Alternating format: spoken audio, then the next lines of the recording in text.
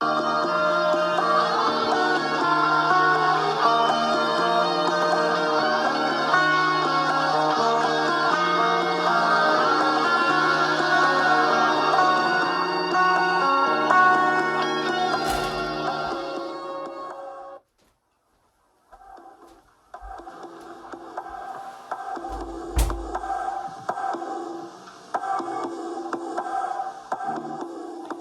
I'm Carrie Cassidy from Project Camelot, and today we are here with Jessica Schaub.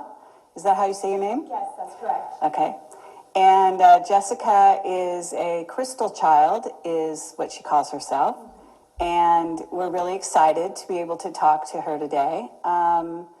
So, Jessica, tell me a little bit about yourself and kind of a little bit about your journey. And she's had a very interesting time growing up. And at this time, you're about almost 26, is that right? Yes. Okay. That's correct. Okay, so why don't you tell me, like the early childhood kind of thing with the relationship with your father and how you sort of tapped into all of this?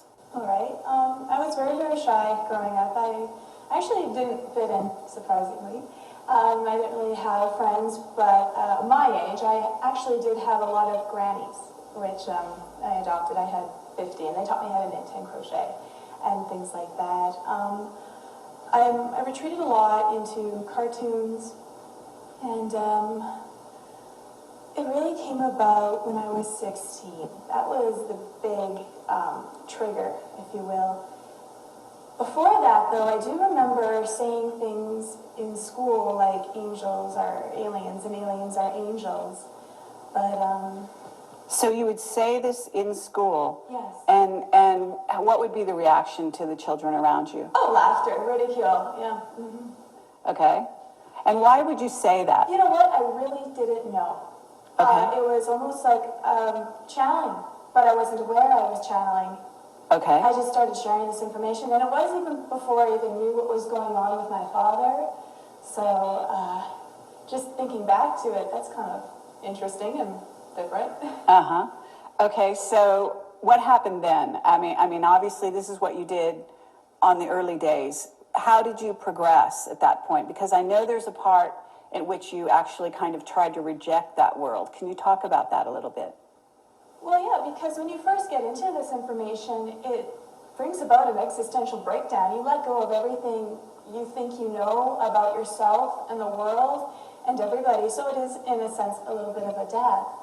And also a rebirth. You're an empty cup now, an empty vessel to be filled. Be a little more specific in terms of your experience, because I know that you had a tragedy in your life, but prior to that, because that happened kind of like in your late teens, yes. You had sort of a dilemma. So can you describe what your father was like and why and how that dilemma kind of came around in your life? He was very distant. He was connected to a world that I wasn't familiar with at the time. And he spoke about things that I really didn't understand also. But he was, very, very, passionate and loving as well. But, sorry, I'm getting a little nervous. Well, I can say beforehand, I was always a little bit suspicious in school. I felt like I didn't like being taught what to think rather than how to think. That was always in the back of my mind. And also just, I kind of felt like I was coming off the assembly line. And I remember trying to ask about things that I noticed that there was just stuff we weren't being taught about in school. For example, in grade 8, they were saying the only kind of matter is gas, solid, and liquid. And I raised my hand and I said, well, what about plasma? And do you know what she said? Go to detention. Go to detention, really? Yeah. So, very interesting. Yeah. And you grew up in what area? Well, I was born in Winnipeg, but I left when I was 7. Mm-hmm. And the Vancouver area, the suburbs. Okay. Mm-hmm. So you were told to go to detention because you talked about plasma. Yes. And that's, actually, so they actually didn't have any clue about that. And we're talking what year approximately? Do you remember? I was in grade 8, yes. Okay. The first year of high school. Okay. And I just started to realize, wait a second here, there's a lot they're not saying, and why can't we talk about it? Why do we get in trouble if we bring this stuff up? Okay. Right? So what happened after that? I kind of disregarded it. Like, I didn't really pay too much attention to it. It was just always in the back of the brain. And it's almost like a detective. You're collecting all these bits and pieces as you go on the way, and still very blind. So we have a trigger. And my trigger was when I was 16. It was tragedy. My sister ended up passing away. And her friend was drinking and driving, and it was just my sister that went, so it was just her time. And okay, and how did that affect you? I mean, obviously, it's distressing, and we don't have to dwell on it here, but at the same time, I think that it has something to do with your willingness to perhaps let in these other worlds. Would you say that? yes, because I realized that I was very depressed at that time, and I was also very Christian thinking, in the sense that I felt that everybody who parties and does drugs and things like that is bad, and I don't want to converse with them. I'm not saying all Christians think like that, but that was just the way my headspace was and my interpretation of that.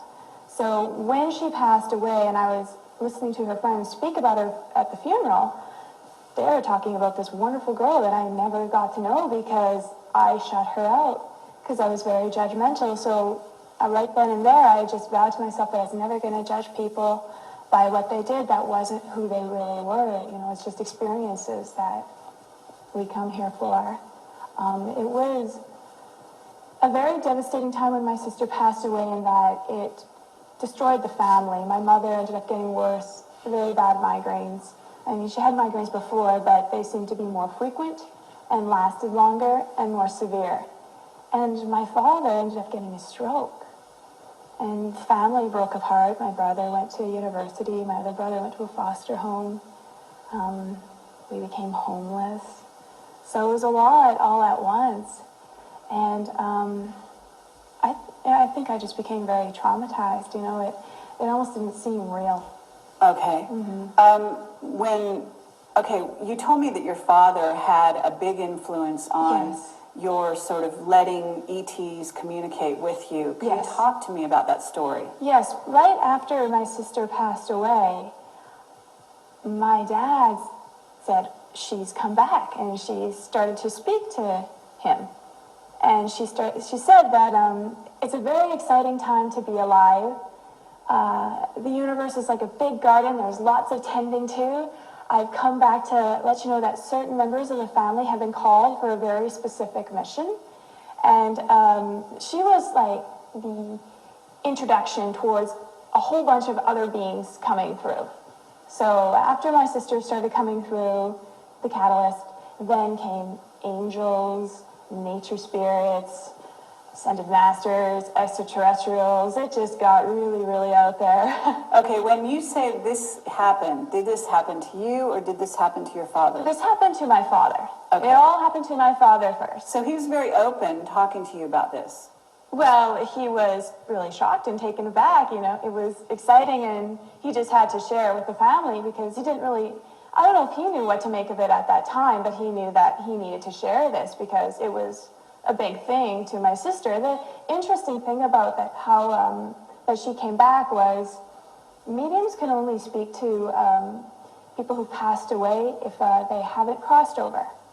She had crossed over, and then she came right back. Okay, when you say she came right back, what do you mean by that? Do you mean she was reincarnated in another body and coming to you from there? Or do you mean that she was in another dimension? She was in another dimension. Okay. Yes, the fifth, and my dad described her as very, very bright white light being appeared to him like an angel, and he said it was very much her personality because she's like, look, Dad, don't I look pretty?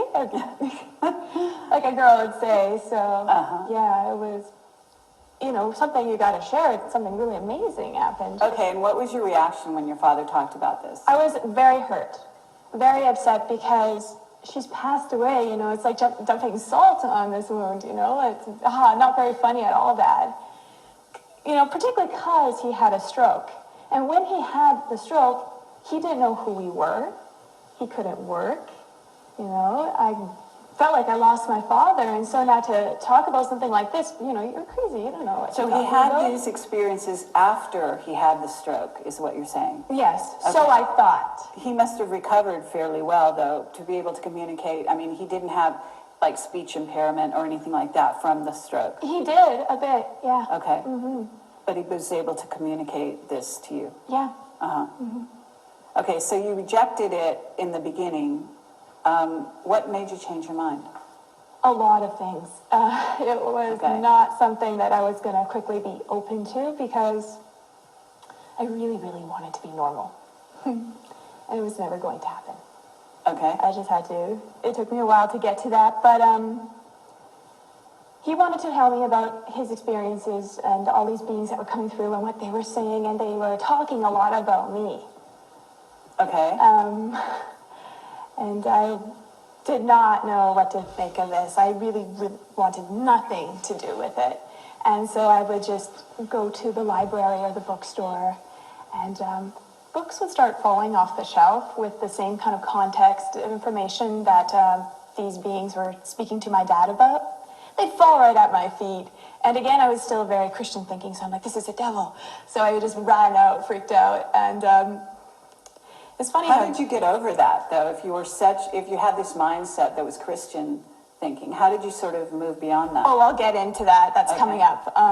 So I would just, go walking down the streets, and people would come up to me, people I knew and people I didn't know, and they would hand me the books. Again, same kind of information. I would like the ones that my dad was talking about, similar to the context of the books in the library and bookstore.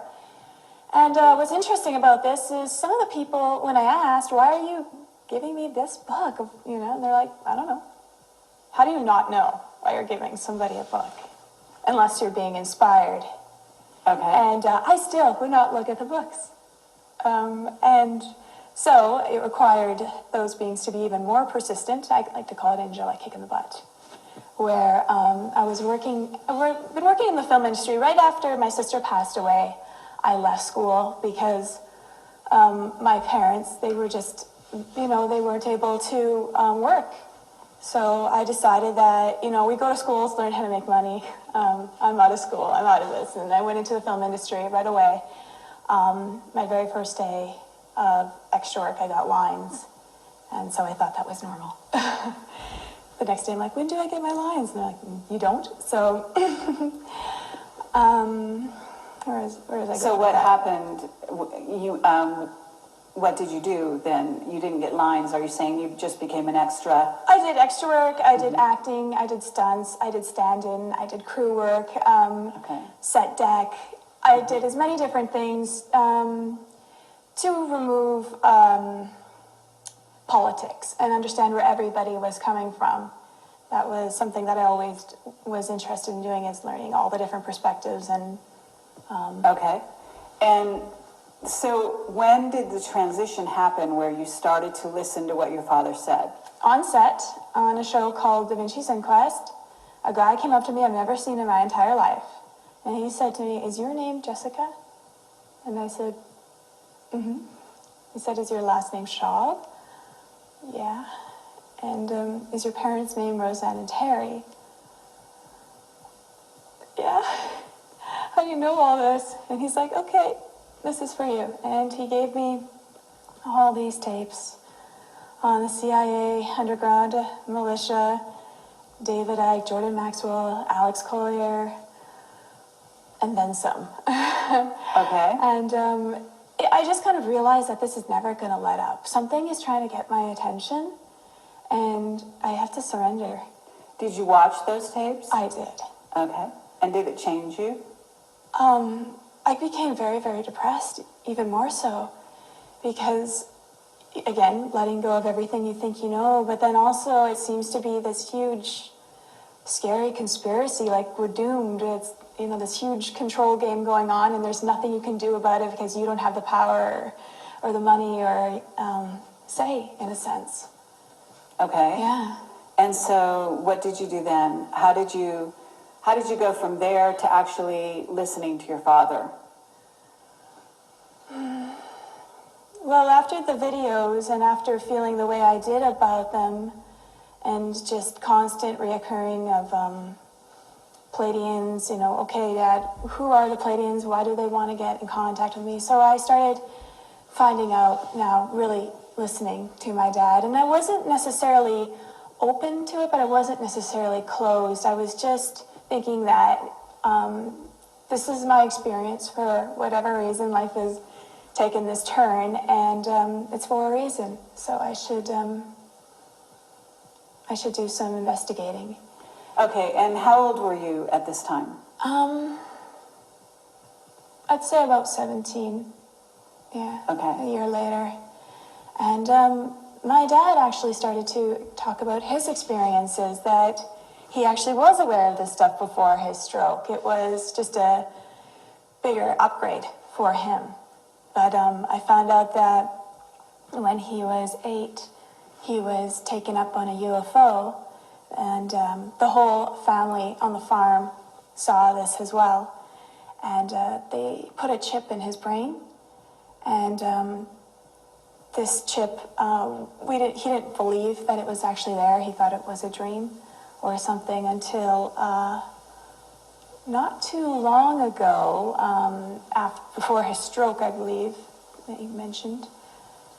He was in the hospital, and there was a woman there that, well, she seemed to be a nurse, but she wasn't, because she went up to my dad right away and she said, "You have to leave." She brought him his clothes. She said, "If they're planning on scanning your brain, if they scan your brain, they'll find the chip." And my dad's like, "Wait a second, that's real?" And she said, "This cannot happen. So come on, it's time to go." But my dad actually didn't get out on time. So right when they were about to scan his brain, the whole hospital had a blackout.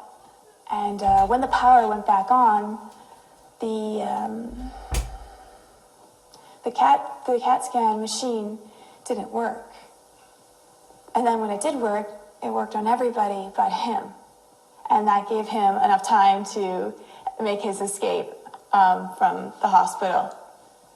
Okay, very interesting. So Yeah. now this woman, did she disappear? Was she still on the... Yeah, she disappeared. My dad went back to find him, if he could speak to her again, and she was only there that one time. She completely vanished. Okay. And there's been a few, actually, events like that where these people would come to our door, and my dad would say, "Jess, go follow them." And I did, and they just vanished. They just Right, vanished? yeah. So he would Right in say, thin air. I turned the follow corner, them? and I'd see them poof. Okay. And my dad, he would have experiences where he could see these beings all the time. He would be in a parking lot, and suddenly all these angels would be surrounding him. So he had many experiences like that, and he always tried to interpret it and explain it to us, which was very, very fascinating. It started to become, okay, wow, something is going on here. And What did your father do for a living before he had a stroke? my father was a businessman. He had his own company called Beverly Hill Homes, which he ran with my mother, and it was very successful. And then he was a master of many things, a jack of all trades. In Winnipeg, he built houses. He designed them, architecture-wise, and he also put it together, carpentry. And they're very beautiful homes as well. One, which I have fond memories, is the Castle House. And he also was a chemist. He invented bendable concrete, because he was very honest and trustworthy. He ended up getting taken, and somebody stole that idea and took it to China. And that really devastated my mother. They ended up losing all their money, really having nothing. And then my father, through the latter years, he made furniture, cutesy kind of furniture. Okay. Yeah. You're in this situation. Your sister has passed. Mm-hmm. You're learning about ETs, and what happened that actually sort of progressed you to where it wasn't just your father having experiences, but you started to have them? Okay. Wow. Well, I started to learn about the ETs, I'm actually really still upset with my father because he left the church, and I was still kind of Christian at that time, right? Trying to hold on to this. And so I kept going to different churches, and I felt really annoyed because I couldn't find one where I fit in. And so I decided to explore different religions. And I went to those churches, still didn't quite fit in, or something felt off and I couldn't put my finger on it. So then I went into mysticism, because this seemed to be along the lines of what my dad was talking about and what it seemed these beings were trying to relate to me. But still that didn't quite feel right and I didn't quite fit in. And I knew that one day I would be explaining this to people. So I decided to even explore atheism. Again, same thing, still didn't quite fit in. But I couldn't deny any of them either, because they all seemed to be pieces of myself. So what I did was I started to embrace all of them. And I realized that I'm not just one, and to pigeonhole myself into one is a great disservice. Okay. So these new insights started coming through. This is really where I started to see the world very differently, and everyday little things started to become really big. For example, one time I came home and I was very upset about this reoccurring problem. Like, why does this keep happening to me? And it's funny, I don't even know what it is to this day, so it's really big, right? But it popped into my head, Boggle. Go get the game, Boggle. I'm like, huh? Boggle? What the heck does that have to do with anything? That's kind of a weird, random tangent. But I went and got it, and then I got, shake it up, find some words. And I found like 10. And I'm like, all right, well, that's done. I don't really understand the point of this. And when I put it down, I got up and I turned around and I saw the board from another angle. And I saw all these other words I didn't see before. And I'm like, wait a second. And I walked around, I saw, more from the other angle, more from the other angle. Till I found, I think, 55. And then it said, okay, well, now you know why this problem keeps reoccurring. You're only looking at it from one perspective, one angle. I was like, oh my goodness, wow. And where did this come from? And then it just popped into my head. Allow us to introduce ourselves. We are your guides. And every time I tried to ask them who exactly they were, I got a different answer. And so I thought at one point they were playing with me. But in a sense, they didn't want to be locked into labels. In the beginning, we introduced myself as a crystal child. There's indigo, light worker, starseed, and also just Jessica. Right? So they're all labels. When it comes down to it, they're all pieces of ourself. I mean, in school, I was always told that I was stupid, and I believed it. Well, when you say you were told you were stupid, who told you that? My teachers. Because I was put in the special classes. I'm a slow learner. And the students, and because I was very dyslexic and I learned very differently, and I didn't see things the way they did, and also I didn't have an interest too. It's just so boring. This is not going to stimulate the soul. It starves that part of us. Okay, but to get back to your story, you're in a position where you're starting to hear from your guides. You've heard stories from your father. Mm-hmm. So at what point were you actually sort of convinced that possibly what he was seeing was real, and those personages started to be appearing for you or become real for you? They never quite appeared to me in the way my dad did. But just started, like what I was sharing with in school about being told I was stupid, it stayed like that until, that was my paradigm. That's what everybody saw me as, until one day it dawned on me that, someone's opinion of me doesn't have to be my reality. And when that happened, everything shifted. Nobody saw me as stupid anymore, but it doesn't mean I still don't have that part. Like, these are all facets of what makes us human, so I couldn't really judge anybody anymore because I saw myself in each one of them, no matter what they did. And what really took it to the next level, actually, was, this is very, very hard to share, but it's very important to share. Even though I was starting to become open to it, I was still very upset with my dad, because what I wanted more than anything was just a normal dad. and to be a father and not to be lost to this world, even though it was exciting. You're still a child, and you need that kind of support. So I might get a bit emotional about saying this. That's okay. On Christmas Day, the whole family was around, and I just felt so hurt and upset by my dad that I told him, I hate you, why don't you just die already? And he did. Okay. And when you say he did, can you be a little more specific as to what happened? A week later, he had a brain hemorrhage, and he went in for brain surgery, and he didn't recover. Okay. So how did you sort of view that experience? Well, I knew about how our thoughts create reality before What the Bleep came out. This information was being given to me by my dad's beings as I sat, and listened to what they were saying.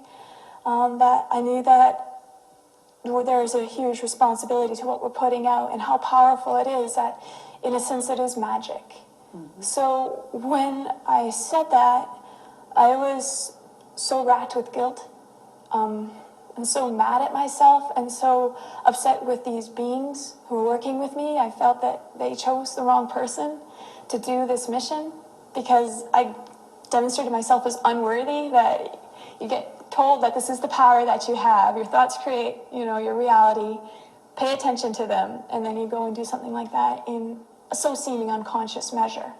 Okay, but did you also allow for the freedom of the other person, their sort of as a sovereign entity? In other words, that person being your father, having a choice on whether to die or not? I didn't see that until later on. See, what happened was I didn't want anything to do with the beings after that. Just because I felt so hurt by what I did, that I unworthy, like I said. So, but they still wouldn't leave me alone, and they said, you don't understand. You're only seeing it from one perspective, and you're feeling very hard on yourself, and it's not necessary. You don't understand on the soul level what's occurring. Even though you told him out of anger what you told him, on the soul level, you said, it's okay, Dad. You can go now. We'll be fine. And that I had a contract with him that I would help him go when the time came. And that he did want to leave, but he didn't want to go unless he knew that we would be okay. And I did just that. Okay. So you were able to kind of forgive yourself and allow for that occurrence to happen and to have been part of your reality, in other words. Yes. Yeah. Okay. And what about the rest of your family? How did they view his passing at that point? Devastated my mother. My mother still hasn't recovered from it. My oldest brother just distanced himself away from the family, because he witnessed that. I don't know if he even forgives me to this day of what I said to Dad, because he can't understand or see it the way I do now. My other brother, he was upset with Dad too, so he actually talked about just not being happy with Mom being with Dad, and Steve was too young to really know what was going on. Okay, so your father passed on, and you were having some interactions with various beings and getting information. Yeah. But what happened after that? Did it increase? Did you? Oh, yes, it just kept increasing nonstop. I just had to keep, I felt very, very guided suddenly after my dad passed away, that he planted a whole bunch of seeds within me. And I needed to take care of all these seeds now. I need to make sure they had light and water and... Were you sharing your experiences with your family, or was this just private? I could only really share it with my mother. The other siblings were not open to it at all. And what about school friends, schoolmates? No, there was nobody I had at that time, so That's why I went on the computer trying to find people who, somebody must have had similar experiences. Someone must know about this. I can't be the only one, not just my family. I mean, these videos, David Icke, Alex Collier, they, talk to other people, they find them, so perhaps I can do the same.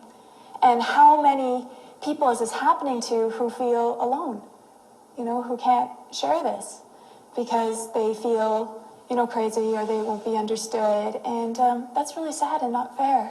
We have the right to share and express what is within us.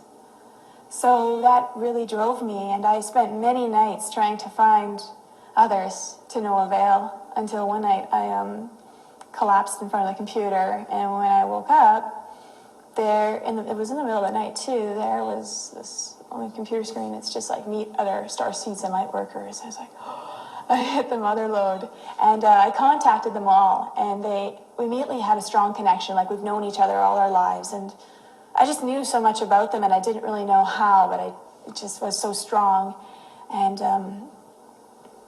it became very exciting, and I decided I wanted to go and see them, and so I just started to, I kind of freaked my mother out, because the first one I wanted to meet was, of all things, a guy, male around my age, and we think that if they're open to this information, that they must be the one kind of thing. They're near your age, opposite sex, that's all you need.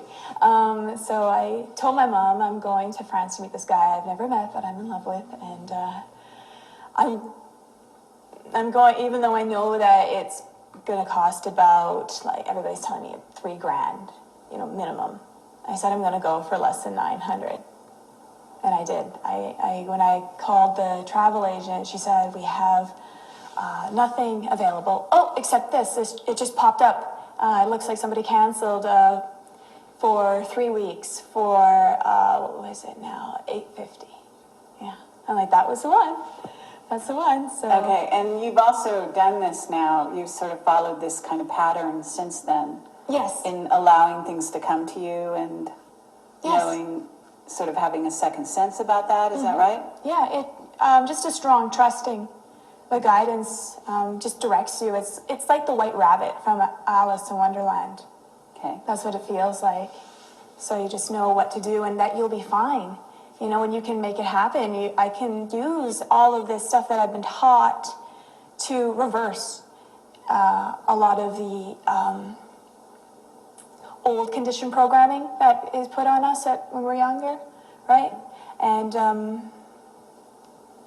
it's NLP in a sense, programming your old beliefs and your if they're yours or where they came from, and using it to step into your power more and more, and seeing what you can do. If these beings say that we're infinite, and that we're these beautiful balls of light, then I want to experience this, I want to feel this, and you can't just read about it, you have to embody it, is what I've come to realize. I'm not praying or wishing or hoping for peace and love anymore. I've decided to become it. It comes to a point in life where you decide, do you want to go home or become home? And then will that bring home to everybody within? That's what the shift feels like to me. What I was wondering now, if you could talk a little bit about the messages that you were getting and the kind of beings that were coming to you, if you could describe them, maybe specific ones that have particular meaning for you. Well, it's never been quite specific. Like I said, they've always, just when I thought I could pinpoint it, okay, it's a play. No, it would be something different suddenly. So it was never quite about attaching, okay, this is Jesus, this is Buddha. It was never about that. It was about the fusion and merging all of them together, and that being God in itself, right? Playing all these roles and speaking to us in whatever comfort belief that we had. So that was always my approach and perspective on it, even when understanding what these aliens were, pieces of ourselves as well. And so what I started to do was not only test this stuff out in my life, and I don't mind sharing those experiences because they're quite wild and really fun, especially when people start trying it out for themselves and then calling me up later going, oh my goodness. So, but For example, what I found with the extraterrestrials is if time doesn't exist, past, present, and future are all existing at the same time simultaneously, and this is an illusion, in a sense, time is just a bunch of still frames. And this camera, it's not really moving, it's just a bunch of still frames. And it's a trick of the eye, such is the case with going on within our mind as well, making us perceive. Then if we've been taught to believe about time linear the way we do now, then that means there's aspects of ourself that is fragmented. So future versions of ourself, depending on the probability of our thinking. So, for example, the Greys, not saying all Greys are like this, but when I learned that they actually aren't gray at all, that on a crash, they dissected them and found that their gray skin was actually our color. And those big goggles, those big eyes, that's what they were goggles. They were a future version of ourself that, they feel, when people feel them, they feel very cold and kind of calculated, and it's almost like that version of our self, of the collective thinking about, the desensitization of war and all this cloning and genetic engineering and the chemicals in the air made us a little bit disconnected from who we really were, because some people say that they don't really feel, they don't have emotions in that sense, and that's an aspect of ourself. And I would wonder why those ones would, if you ask any little kid to draw a picture of an alien, it'd always be the Greys with the big eyes.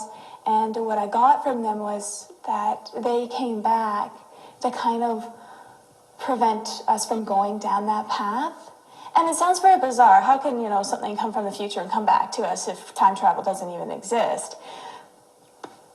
But if an old man has smoked his entire life and he has a hole in his throat because of it, a lot of the times they get inspired to go to elementary school to talk to the kids and say, please don't smoke or you'll end up like me. And that's kind of what I saw with the Greys. So then I'm like, now I'm going to play with the other races. What about the reptiles? Why are people seeing reptiles? And for me, everything at first exists within. What happens inside of us gets mirror reflected outside. There is a war going inside of our mind, hence a war going on outside. Even our body mirrors this in that what is cancer really but one cell not recognizing another cell is on the same team. And so they fight. Well, that's exactly what, the Americans and the Iraqis, and it's been played out over and over, and that's why the Buddhists were always saying, peace of mind, meditation, clarity, because, oh my goodness, I'm going to not go in tangents, I got to watch out for that. Okay, well, don't worry. It has a through line, but what I want to know is, when you're talking in this way, are you talking about information that has come to you? Yes. Or the information you've read on the internet? No. Are you putting these two together? No, I couldn't really read or study this information that much. More of it just honestly came to me. If I did try to read, I would get other stuff coming to me. It was almost like whoever inspired the person in writing the literature, they were speaking through me. In acting, there's the subtext, reading in between the lines, a whole other message behind it. Mm-hmm. And that's kind of what I was always picking up, that I could never read or watch movies the same way as everybody else. I never got what everybody else got. I always got something completely different. I never saw things like everyone else. So, that's like even with reptiles, I don't see them like everybody else does. I see them as a manifestation within our mind because of the reptilian brain. That's where the ego is and where 90% of the negative self-talk comes from, and the repetition and that controlling factor in our mind. And I don't even see the ego as something as bad. I see it as something that is desperate for our attention and feels like it has a duty to keep us safe, and it's doing a good job, but to the point where now it's making reasons why we need it, and now we need protection from the protection, which is mere reflected in our society with our system. You know, it was there for protection. Okay. Now we need protection from that. Even the Pleiadians, they're another mere reflection of ourself in the future, of if we step into our potential, our infinite potential, then we'll have that reality probability manifested for us. So there's all these laid out for us, and it's really up to each one of us by the inner work that we do, and we're responsible because we are our own self-fulfilling prophecy. That's what humanity is, and they've been played. Okay, and what that. is your view if, you know, in other words, when the entities, I guess I want to say, when the entities come to you and they give you information, do you just accept it? No, we have a conversation almost like I challenge them. I always like to challenge them and play with them because that seems to be what really stimulates them, coming about in touch with your inner child, you know, and that creativity and wanting to understand why they're bringing this about, you know, why are they sharing this? What is your intent behind it? And I've been able to filter right away ones that are trying to sway by how they make you feel about yourself and the world around you. Do you feel afraid and that you need to, you know, protect yourself, or do you feel more liberated and more compassionate and loving? Okay. And that's how you can decipher through any message, whatever kind of thing you're watching. Okay. And are you finding that certain beings return to you more than once? Would you recognize them, or are you talking about a general, you know, sort of heading, you know, called spirit or guides or whatever? I prefer to use that, even though, yeah, they are just facets of myself, you, everybody. Right, but given that they are, if you want to look at it that way, in terms of, you know, we can always look at the world in that terminology, but they still have individuality to some degree. But I've never really focused on that. That never really interested me so much, because to me that seemed to be a bit of a distraction. I mean, if we're thinking about, we argue a lot about Jesus, whether he's real or not, and it really doesn't matter. It was the message, that's the bigger picture. So that's always what I paid attention to. And I'm like, well, even Luke Skywalker, he's not real, but boy, does he inspire and reach a lot of people. So that was always the way I would get past all this things, that just to get right to the focal point for me.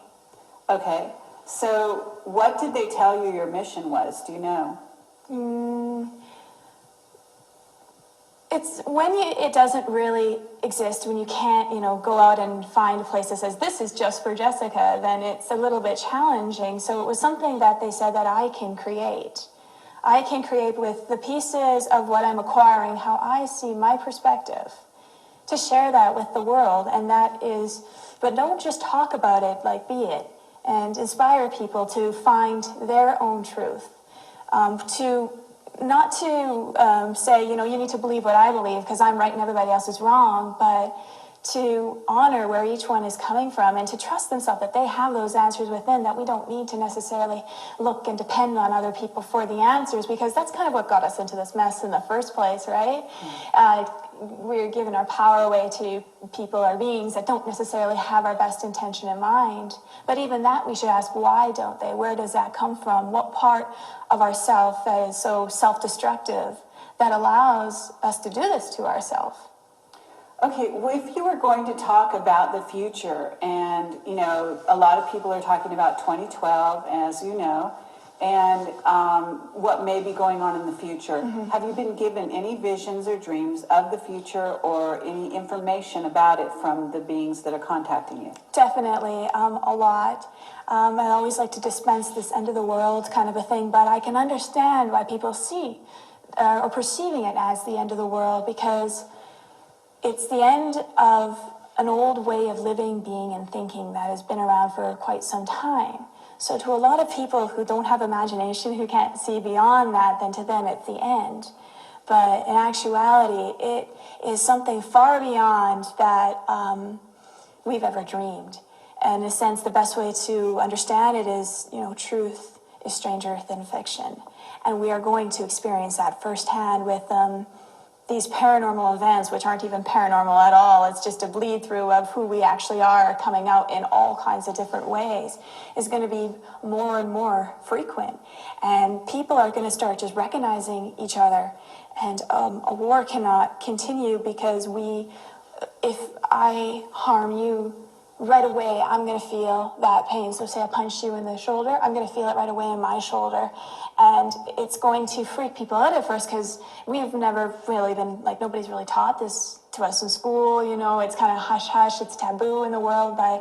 It's starting to come back, humanity, you know, in their state of amnesia for such a long time, and now just awakening to what we've always known. And it's very quantum, it's very multi-dimensional. It's memories not just of past lives, but future lives, multi-dimensional lives, interdimensional lives, lives in between lives. We'll be able to grasp that and understand that. Right now, what's happening is it's stepping stones that's leading us there. And you can't get attached or box yourself into one belief. There are no limits, just beliefs. So you always got to expand on that. Okay, so when you say past lives, future lives, etc., have you been given vision of your own past lives, future lives? Or are you saying that this is something that you think is going to be revealed to you eventually? I don't have very many past lives per se because I've not been human on this planet. Mainly I've been a guide working on the etheric, so I am here to help people understand their guides and the mechanics of how they work and all the ways they're trying to get through to us and relay their message. And so that's my past lives. I've had one in Atlantis and one in France, so not very many. So it is very bizarre to be in a human body and just getting used to the physical and the matter kind of thing. But it's a huge honor to be in the physical form on Earth at this time. And I've been taken and I've seen this lineup of souls that I just can't wait to be here on Earth at this time. And that's actually why the planet is overpopulated. It's because of the excitement from all the souls. This planet is like a Harvard University for creators in training. And it's one of the greatest honors to be in physical form during this time because it's the merge of spirit and matter working together and going and having these kind of experiences because it's very different. I mean, I can speak about this other side. I can explain to you how they interpret us. It's almost like we are a reality show to them. And what we do affects them as well. It's like a huge ripple effect. It's all a microcosm of a macrocosm as we step into that. Okay, so can you talk about specific events in the future, or is it completely unwritten in your view? It's not necessarily specific events because it's on the collective term, but whenever I think about it or tap into it, I just see a very different world from here. I see people more connecting with nature, understanding the wisdom that's there, that it's never lied to you, nature, and it never will, because it has no gain to take power. It has no desire to do anything like that. It just gives abundantly. And we will discover ourselves through that. And it's just going to be nothing but beauty, to be honest. There's no doom or gloom or fear or anything like that. And call yourself on that and ask yourself why. Why are you getting that? Where is that coming from? Is that you or is that an outside influence? Okay, and if there was something you could tell people that, because we spent almost an hour with you here and we're going to kind of wrap this up. But if there's something you could tell people that you feel that maybe hasn't been said so far, what would that be? Be aware of what you're projecting out into the world. Constantly be aware of your thoughts and be gentle and kinder to yourself.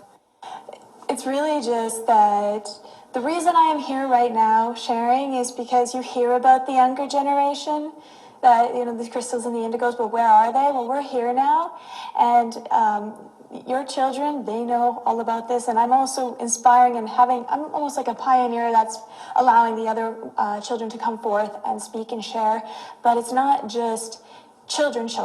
It's also each person's inner child. And that when we balance and merge our divine masculine and our divine feminine, since masculine has been the energy that's ruling the planet for quite some time, and now feminine energy is starting to take back its power. But no one has been, put down more than the inner child. And it's time for them to step to the plate. It even mentions this in the Bible: only one that possesses the heart of a child may enter the kingdom, and a child will lead the way. And what I gather from this is a child is like our sunshine. That's what we call our children. You are my sunshine. And when we merge that masculine and feminine within us, there is peace. Then the union happens. The inner child is birthed. And that brings such a bright light within us that when I see the stars, it's a mirror of, we are light in dark places as well. And when these lights all recognize each other, we all come together in one, then it looks a lot like the big bright light, like the sun, or God's sun, if you will, the return of God's sun. And the other thing I really wanted to share with is our perspective on the Illuminati or any kind of forces that are causing a lot of discord, that to understand that humanity is conditioned to believe they're a worthless piece of coal under extreme heat and pressure. And the heat and pressure can be perceived as the Illuminati or anything that causes discord. What happens to a piece of coal under extreme heat and pressure? It becomes a diamond. So they're doing us a service and helping us step in and take back our power. There's a major motivation force. It is alchemy, even with if humanity is a seed of potential. And in order to grow into its loveliness, it needs a lot of fertilizer dumped on it. I wanted to also say about the Illuminati that I really see them as a bully in high school, that they are very insecure and very afraid, more so of us than we are of them. And to me, I just see them as the Wizard of Oz, that they're smoke and mirrors, great and powerful, but when you get to the root and the heart of the matter, it's a frail old man behind the curtain.